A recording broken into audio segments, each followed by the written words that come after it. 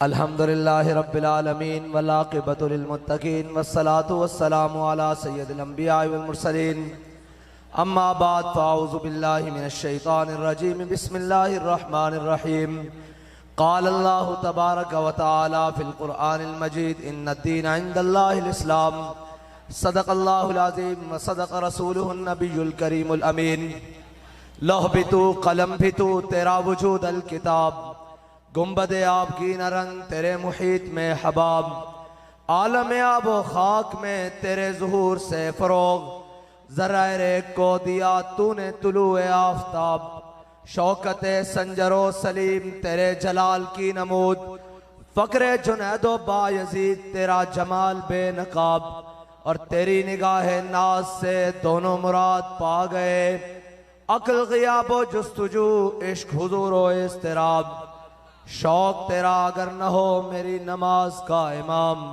मेरा क़याम भी हिजाब मेरा सुजूद भी हिजाब और अक्लो दिलो निगाह का मुर्शिद अव्वली है इश्क इश्क न हो तो शरोब दी मुतकदाए तसव्वुरात सिद्के खलील भी है इश्क सब्र हुसैन भी है इश्क मारकाए वजूद में बद्रो हुनैन भी है इश्क मुअज़्ज़ज़ सामीन मोहतरम अहलियान लाहौर और हुज़ूर सय्यद आलम सल्लल्लाहु अलैहि वसल्लम के तमाम गुलाम स्टेज से लेकर आखिरी पंडाल के आखिरी शख्स तक हम सब का तारुफ तो हमारे कायद अमीरुल मुजाहिदीन करा कर गए हैं कि हम कुत्ते पाक रसूलुल्लाह के। और रही बात कि जिनके साथ हमारा मुकाबला है उनकी क्या बात करें।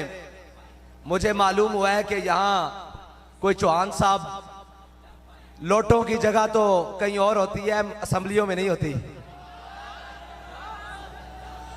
और जिनसे 8 घंटे भी बर्दाश्त नहीं हुए वो 8 महीने कुफर के सामने खड़े होने वालों का क्या मुकाबला करेंगे।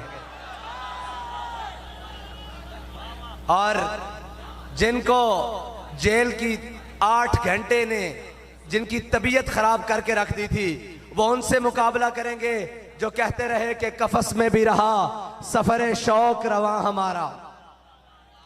जिन्होंने जेल की दीवारों को देखकर कहा कि यहां भी हमारा शौक बढ़ रहा है, मोहब्बत बढ़ रही है, जज्बा बढ़ रहा है, उनसे ये बेचारे क्या मुकाबला करेंगे। कफस में भी रहा सफरे शौक रवा हमारा और पसे दीवारे जिंदा भी रहा जुनू जमा हमारा। और हम लिख कर देकर नहीं आए, हमारी क़यादत तो दूर हमारे किसी कारकुनान ने भी देखकर ये नहीं दिया कि मेरा हुजूर से कोई ताल्लुक नहीं है। जिनके सॉफ्टवेयर 8 घंटे में बदल दिए जाएं, आपको लगता है कि वो मुल्क सही कर लेंगे। और दूसरी तरफ वो हैं जो कहते हैं कि हम जिहाद करने निकले हैं, हम जनाब जंगे आजादी लड़ने के लिए, आजादी की जंग लड़ने के लिए निकले हैं। मैंने कहा नच्चन वालियां दे पुत्रा भी कभी आजादी की जंग लड़ी है।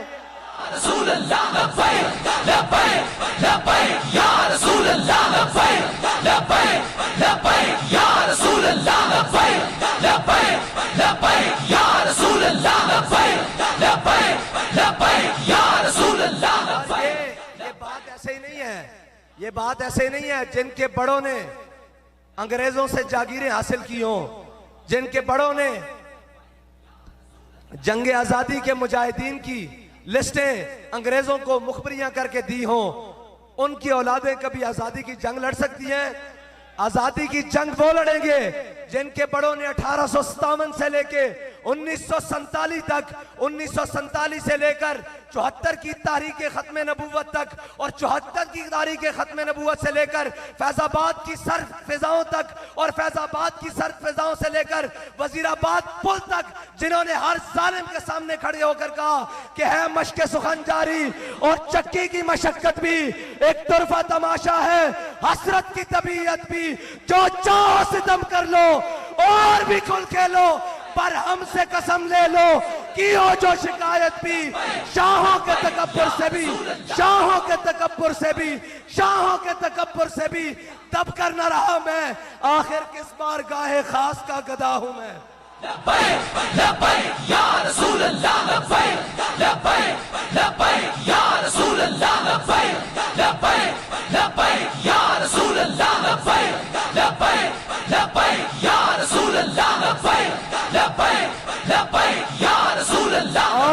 और ये कहते हैं कि जी ये जनाब ये वो लोग हैं जिनको मईशत का पता नहीं है।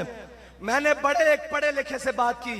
पढ़ा लिखा वो होता है जो अल्लाह और उसके रसूल के हुक्म को जाने और माने, जो 70 साल 75 साल इस कौम को वो सूद खिलाए जिसके बारे में अल्लाह का इतना बड़ा हुक्म हो। वो पढ़ा लिखा नहीं, वो जाहिल होता है। और जिन्होंने 75 साल से कौम को कभी अमेरिका के दरवाजे पर, कभी नेटो के दरवाजे पर, कभी इसराइल के दरवाजे पर, कभी रशिया के दरवाजे पर, कभी जनाब चाइना के दरवाजे पर, कभी IMF और आलमी बैंकों और UNO के दरवाजे पर बेचा हो, उनसे बड़ा जाहिल कौन होता है? और हमें बताते हो तुम्हारी औकात ही नहीं, तुम तो जनाब मांगने वाले हो और मांगने वाले मुसल्लत हो गए हो कौम पर।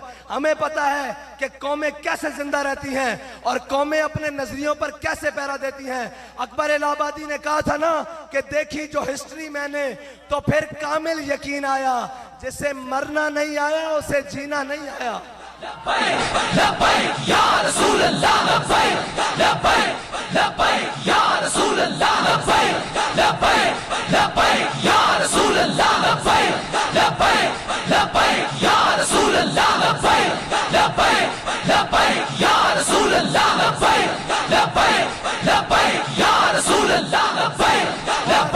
और मैंने एक पढ़े लिखे जाहिल से पूछा, वो मुझसे मईशत की आप मईशत कैसे चलाएंगे?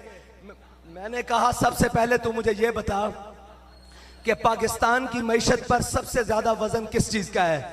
कहने लगा शायद जो हम इंपोर्ट करते हैं उसका है। मैंने कहा नहीं। कहने लगा मैंने तो मईशत सारी पढ़ी है, मैंने जनाब सारे किताबें खोली हैं। मैंने कहा पागल, पाकिस्तान की मईशत पर इस वक्त सबसे ज्यादा वजन सूद का है जो हम IMF को वापस करते हैं। अच्छा, मैंने कहा उसका दूसरा नंबर कौन सा है? दूसरा नंबर वो कहता चले आप ही बता दें। मैंने कहा दूसरा नंबर उस अशराफिया का है जिसके कुत्तों के साबन भी बाहर से आते हैं। मैंने कहा ये कौम अभी ईद गुजरी है, इस कौम ने अपने पैसों से ईद के लिए जानवर खरीदा, बकरा खरीदा, गाय खरीदी, बैल खरीदा, उसको चारा भी अपनी जेब से दिया, उसके फिर ज़िबा करने के लिए कसाई भी अपने जेब से दिए। और ये कहने लगा जी वो वज़ीर आज़म से ने भी 2000 रुपये का ऐलान किया है। मैंने कहा इंशाल्लाह मैं प्रोग्राम बना रहा हूँ, कराची से लेकर एक काफिला पिंडी तक, इस्लामाबाद तक जाऊँगा और सब 2-2 हज़ार उसको वापस करने जाएंगे कि ये संभाल के अपने भाई को भेज लो, उसका इलाज करा लो। और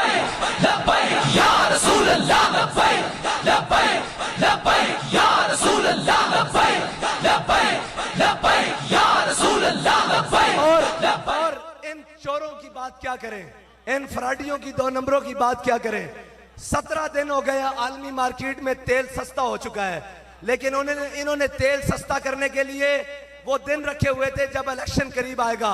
मैंने कहा तुम 75 साल से कौम को हर चीज महंगी दे रहे हो और तुमने तेल कौम को जनाब पेट्रोल और डीजल भी महंगा दिया है। इंशाल्लाह अब तुम सस्ता करो या महंगा करो, कौम तुम्हें सस्ता तेल देगी और ऐसा तेल देगी जो तुम नस्लों तक याद रखोगे।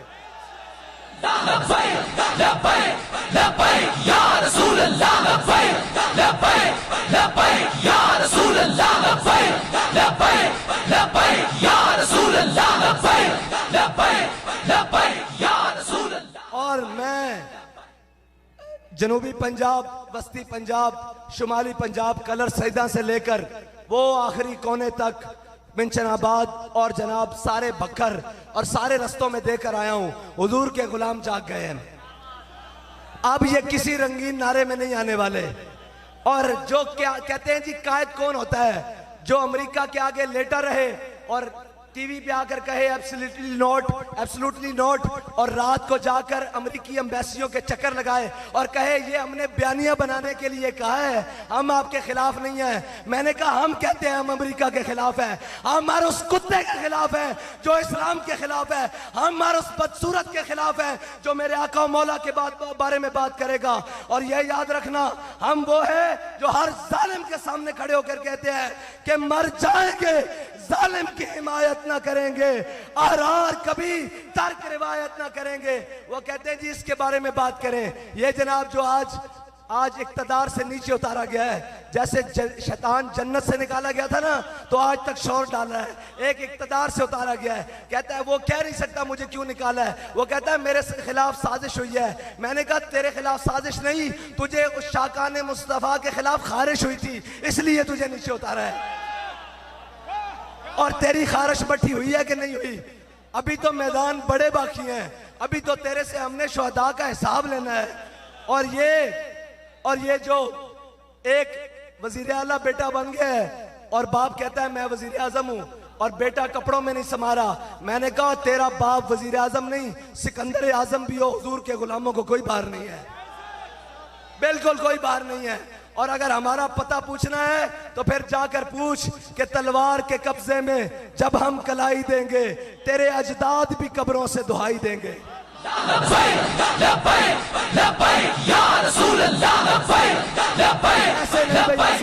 ऐसे नहीं, नारा तो हमने रज के लगाना है ना, जिससे इनको तकलीफ होती है। अब लगाओ जी लब्बैक का नारा।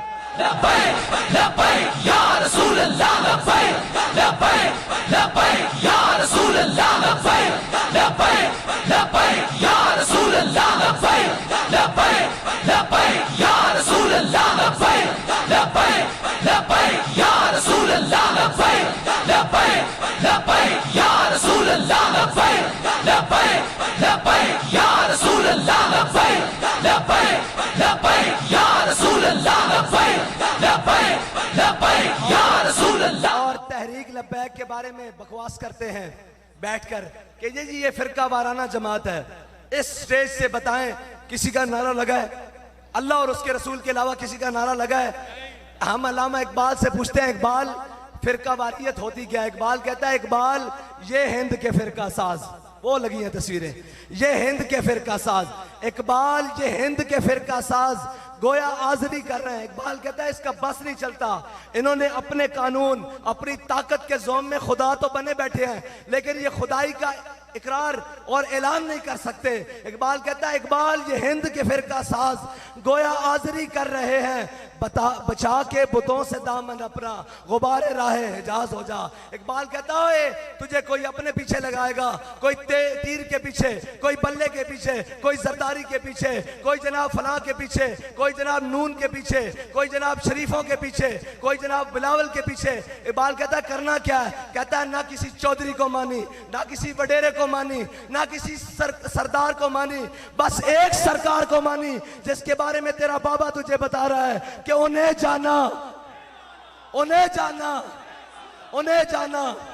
और मैंने कहा हमारे सामने कोई मजलूम आ जाए ना, कोई कमजोर लिस्सा आ जाए, तो हम ये कहते हैं कि ज़ईफ अगर नजर पड़े रसूल का जमाल बन, हम उसके सामने हुजूर के जमाल का मजर बन जाते हैं, उसके सामने बिछ जाते हैं, वो कमजोर हो। और अगर कोई जालिम आए नजर, कहरे जुल जलाल बन, उसके ऊपर तो हम अल्लाह का कहर बन के टूटते हैं। और तुम्हें कोई गलत फहमी है कि तहरीक लब्बैक वाले मैदान छोड़कर भाग जाएंगे या पीछे हट जाएंगे। तहरीक लब्बैक वाले पीछे हटने या भागने के लिए नहीं है, इंशाल्लाह भगाने के लिए आए हैं। और रही बात जो 8 घंटों में लिख कर दे आए, मैं उनसे कहता हूं हमारे कारकुनों ने 8-8 साल जेलें देखी, लेकिन किसी ने एक दफा भी नहीं देखा कि मैं लिख कर कहीं अपनी जान छुड़ाकर घर चला जाऊं, बल्कि जो कोई आया तो उन्होंने कहा मर ही जाऊं जो इस दर से जाऊं 2 कदम। उन्होंने कहा इससे तो मौत अच्छी।